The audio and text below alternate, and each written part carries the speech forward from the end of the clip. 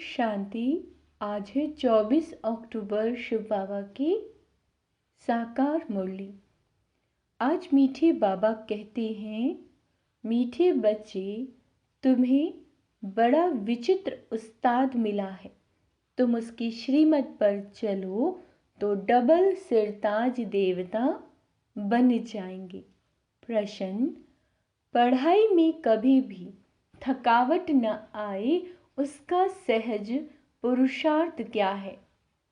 उत्तर है, पढ़ाई के बीच में जो कभी निंदा, स्तुति, मान, अपमान होता है, उसमें स्थिति समान रहे, उसे एक खेल समझो तो कभी थकावट नहीं आएगी। सबसे जास्ती निंदा तो श्री कृष्ण की हुई, कितनी कलंक लगाए, फिर ऐसे श्री कृष्ण को पूजते भी हैं, तो यह गाली मिलना कोई नई बात नहीं है। इसीलिए बाबा कहता है, पढ़ाई में थकना नहीं है। जब तक बाप पढ़ा रहे हैं, पढ़ते रहना है। गीत है बनवारी रे, जीने का सहारा तेरा नाम रे। ओम शांति। ये किसने कहा, किसने फरमाया और किसको, यह तो तुम बच्चे ही जानते हो।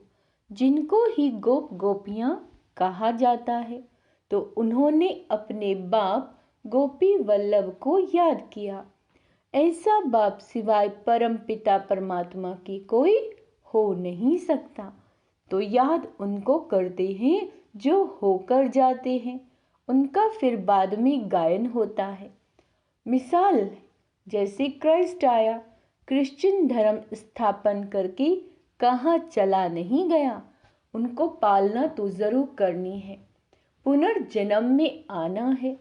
परंतु क्या कहते हैं बाबा, परंतु जो धर्म स्थापना करके गए हैं, उनका वर्ष वर्ष बर्थडे मनाते हैं।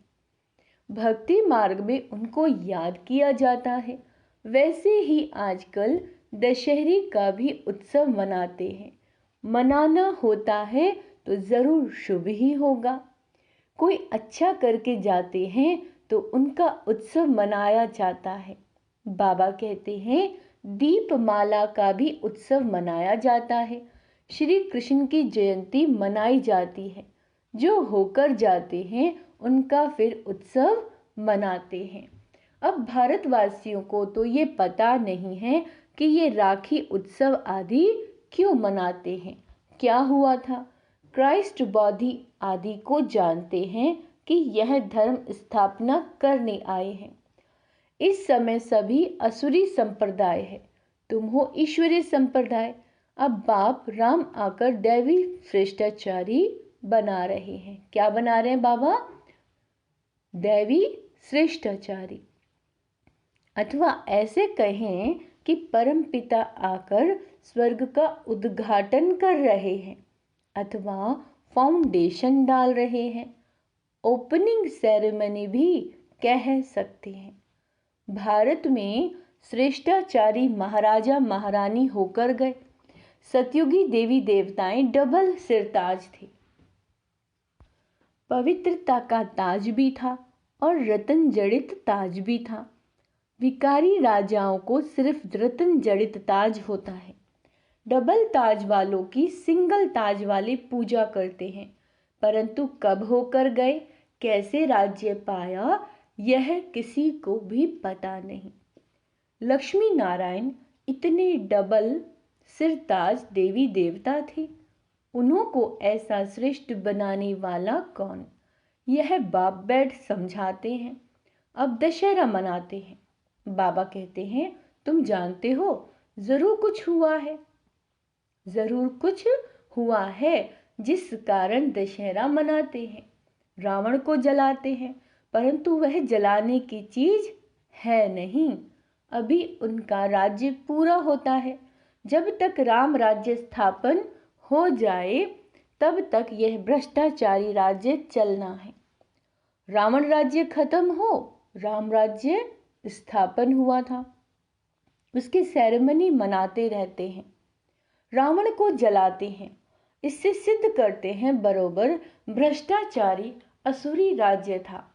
भ्रष्टाचार की भी ग्रेड्स रहती हैं। भ्रष्टाचार बाबा कहते हैं द्वापर से शुरू होता है। पहले 2 कला भ्रष्टाचार रहता है, फिर 4 कला, फिर 8 कला, 10 कला और बढ़ते बढ़ते 16 कला भ्रष्टाचार हो गया। अभी फिर 16 कला भ्रष्टाचार को बदलाए 16 कला श्रेष्ठाचारी बनाना, ये बाप का ही काम है।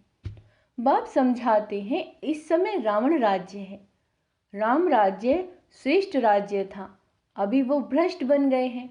श्रेष्ठाचारी भारत को स्वर्ग कहा जाता है, वही राज्य अब भ्रष्टाचारी हो गया।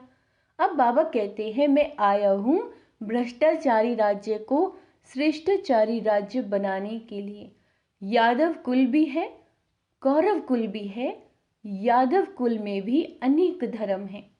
जो श्रेष्ठाचारी देवी धर्म के थे वह धर्म भ्रष्ट और कर्म भ्रष्ट बन पड़े हैं। फिर बाप श्रेष्ठ कर्म सिखलाते हैं, भक्ति मार्ग में उत्सव मनाते आए हैं। जरूर भगवान आया था, 5000 वर्ष की बात है।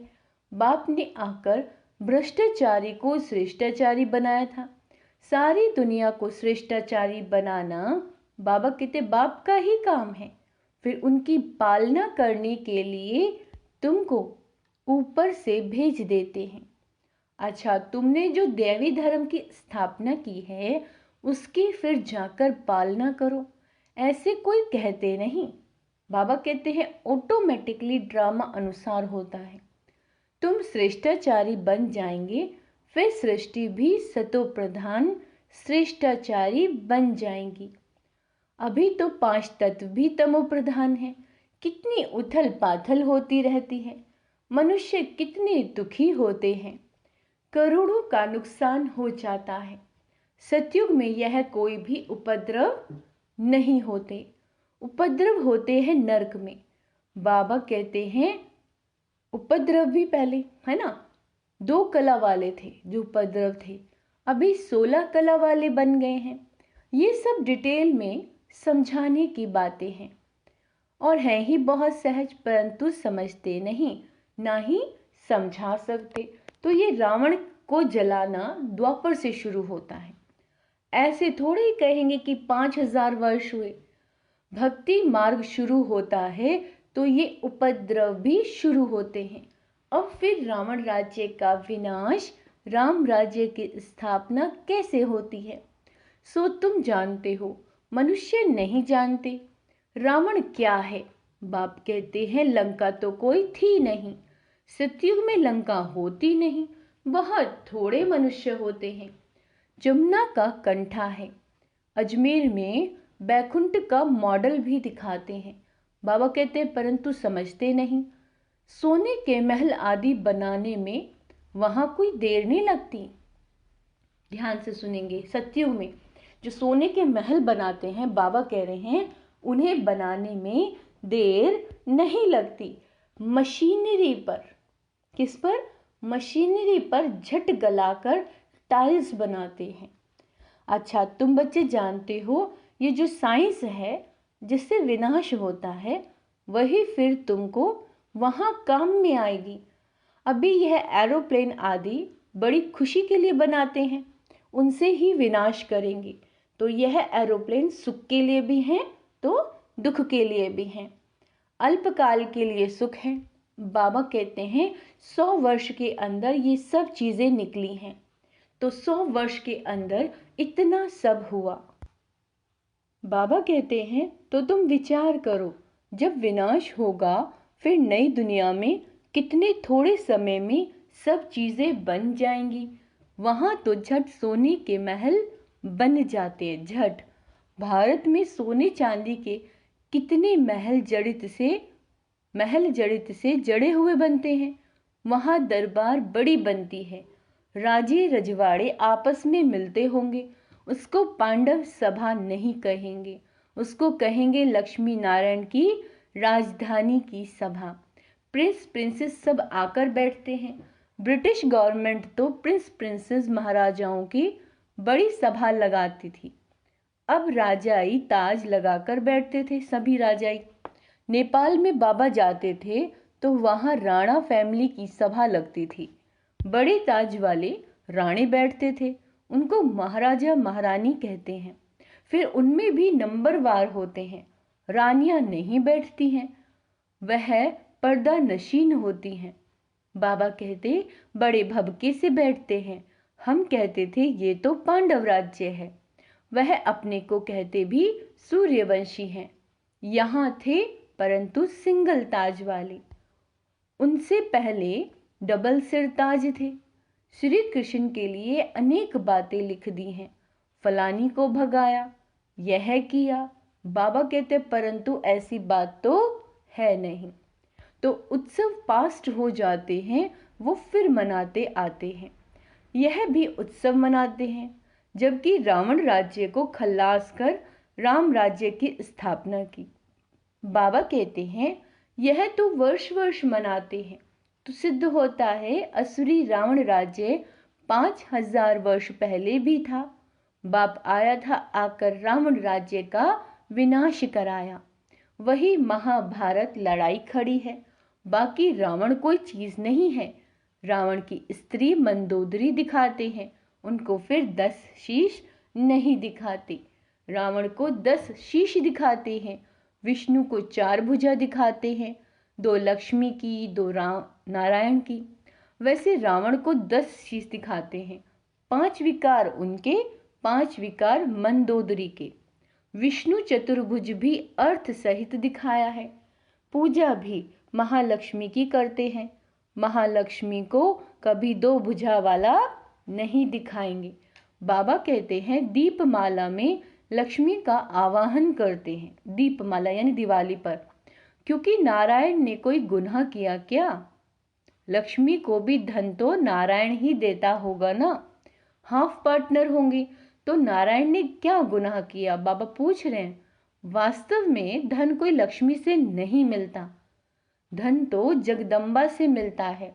तुम जानते हो जगत अम्बा सो ही फिर लक्ष्मी बनती है, तो उन्होंने अलग अलग कर दिया। जगत अम्बा से हर चीज मांगते हैं, हर चीज। कोई भी दुख होगा, बच्चा मर जाएगा तो जगत अम्बा को कहेंगे रक्षा करो, बच्चा दो, ये बीमारी दूर करो। बहुत कामनाएं रखते हैं। लक्ष्मी के पास एक ही कामना रखकर जाते हैं, धन की, बस। जगत अम्बा सभी मनोकामनाएं पूरी करने वाली है। धनवान तो यह बनाती है। इस समय तुम्हारी सब मनोकामनाएं पूरी होती हैं।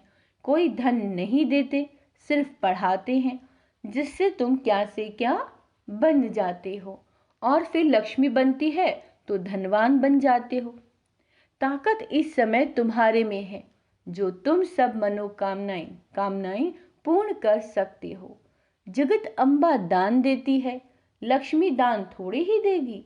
वहां दान देते नहीं, भूख होती ही नहीं, कंगाल कोई होते ही नहीं।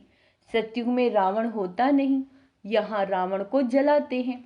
दशहरे के बाद फिर दीपमाला मनाते हैं, खुशियां मनाते हैं, क्योंकि रावण राज्य विनाश हो, राम राज्य स्थापन होगा तो खुशियां होंगी। घर घर में रोशनी हो जाती है, तुम्हारी आत्मा में रोशनी आ जाती है। जो चीज संगम पर है वह सतयुग में नहीं होगी। अब ध्यान देंगे, बाबा कह रहे जो चीजें संगम पर हैं वो सतयुग में नहीं होंगी। तुम त्रिकालदर्शी हो, वहां तो तुम प्रारब्ध भोगते हो। यह नॉलेज सारी भूल जाते हो। संगम पर है ही स्थापना और विनाश। स्थापना हो गई फिर बस। इन सब उत्सवों आदि का तुमको ही ज्ञान है। अज्ञानी मनुष्य तो कुछ भी नहीं समझते, बड़े बखेरे बना देते हैं, है कुछ भी नहीं। बाबा कहते तुम प्रैक्टिकल में देखते हो, सतयुग में ये सब बातें होती नहीं। नारद की भी बात शास्त्रों में है, तुमसे भी पूछा जाता है। तुम कहते हो बाबा हम लक्ष्मी को वरेंगे अथवा नारायण को वरेंगे, तो बाप कहते अपने में देखो, कोई विकार तो नहीं है। अगर क्रोध आदि होगा तो कैसे वर सकेंगे। हाँ, अभी संपूर्ण तो कोई बने नहीं हैं, परंतु बाबा कहते हैं बनना है। इन भूतों को भगाना है, तब ही इतना मर्तबा पा सकेंगे। उस्ताद भी बड़ा विचित्र मिला। बाप तो सर्वगुण संपन्न, ज्ञान का सागर, आनंद का सागर। तो जो आकर बच्चे बनते हैं उनको भी सर्वगुण संपन्न डबल सिरताज देवता बनाते हैं। बरोबर तुम बन रहे हो। देवताओं को दोनों ताज रहते हैं। तुम आए हो बाप से वर्षा लेने। वर्षा लेना है, पढ़ना है। पॉइंट्स तो बहुत निकलती रहती हैं। अगर पढ़ेंगे नहीं तो औरों को समझा कैसे सकेंगे। ड्रामा हूबहू रिपीट हो रहा है। यह नॉलेज अभी तुम समझते हो, फिर ये गुम हो जाएगी। ये जो लंका आदि दिखाते हैं वह भी है नहीं। रावण का जन्म कब हुआ? लिखा हुआ है द्वापर से देवताएं वाम मार्ग में जाते हैं तो विकारी बनना शुरू होते हैं। भक्ति भी पहले बाबा कहते हैं अव्यभिचारी थी, फिर व्यभिचारी बना जाती है। अभी तो मनुष्य अपनी पूजा कराने लग पड़े हैं। बाप कहते हैं मैं आता ही हूँ भ्रष्टाचारी दुनिया का विनाश और श्रेष्ठाचारी दुनिया की स्थापना करनी। जरूर पहले स्थापना करेंगी फिर विनाश करेंगी। पहले स्थापना और फिर विनाश, यह हमारा पाठ कल्प कल्प का है। भ्रष्टाचारी से श्रेष्ठाचारी बनाने में भी टाइम लगता है। जब तक बाप बैठ पढ़ा रहे हैं पढ़ना है। कल्प पहले जिन्होंने जितना पढ़ा है वही पढ़ेंगे। बहुत बच्चे चलते चलते कहते बस हम चल नहीं सकेंगे। अरे स्तुति, निंदा, मान अपमान ये तो सब होगा, है ना। तुम पढ़ाई को क्यों छोड़ते हो? सबसे जास्ती निंदा तो श्री कृष्ण की हुई। कितने कलंक लगाए, फिर ऐसे श्री कृष्ण को पूजते क्यों हैं? बाबा पूछ रहे। वास्तव में गाली अभी इनको यानी ब्रह्मा को मिलती है। सारे सिंध में निंदा हुई, फिर कर तो कुछ भी नहीं सके। ये भी सब एक खेल है, नई बात नहीं है। कल्प पहले भी गाली खाई थी, नदी पार की थी। तुम सिंध से निकल इस पार चले आए ना। श्री कृष्ण तो नहीं थे, यह दादा आता जाता था। तुम जानते हो अभी हम राज्य पाते हैं। क्या पाते हैं? राज्य। फिर गवाते भी हैं। यह भी खेल है। अच्छा, मीठे मीठे सिक्की लदे बच्चों प्रति माता पिता बाप दादा का याद प्यार और गुड मॉर्निंग। रूहानी बाप की रूहानी बच्चों को नमस्ते। हम रूहानी बच्चों की रूहानी बाप दादा को याद प्यार, गुड मॉर्निंग और नमस्ते मीठे बाबा, शुक्रिया बाबा, शुक्रिया। धारणा के लिए मुख्य सार, सर्व की मनोकामनाएं पूर्ण करने वाली जगदम्बा बनना है। क्या करना है? सभी की मनोकामनाएं पूर्ण करने वाली जगदम्बा बनना है। दान देते रहना है। स्तुति निंदा में स्थिति समान रखनी है। ये सब होते पढ़ाई नहीं छोड़नी। इसे खेल समझकर पार करना है। वरदान, अपनी शक्ति स्वरूप द्वारा, अपनी शक्ति स्वरूप द्वारा अलौकिकता का अनुभव कराने वाले ज्वाला स्वरूप भव। अभी तक बाप क्षमा की आकर्षण है। बाप का कर्तव्य चल रहा है, बच्चों का कर्तव्य अभी गुप्त है।